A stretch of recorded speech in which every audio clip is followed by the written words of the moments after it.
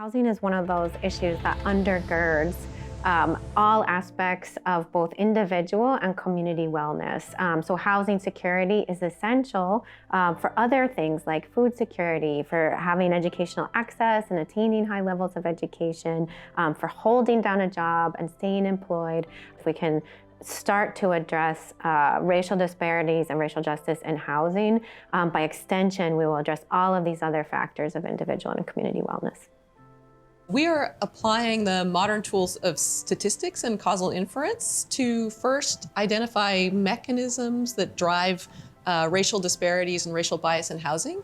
And second, we are taking that knowledge to design policies that can disrupt those mechanisms.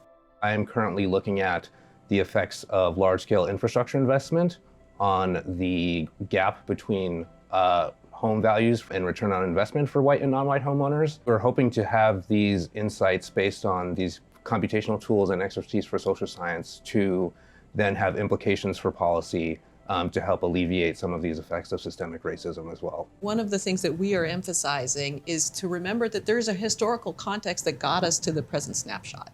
And we're trying to figure out how can you quantitatively use some of these tools around fairness, around inference, to take into account that time history in making policies or decisions in the space of housing.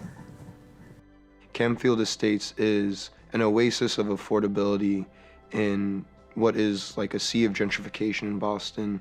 Participants are heavily involved in the actual production of information and data. That also leads to that data being used for tangible action afterwards. I'm very hopeful that through this research project, we will draw together many lessons that we can share with many other neighborhoods that are currently feeling the stress of gentrification.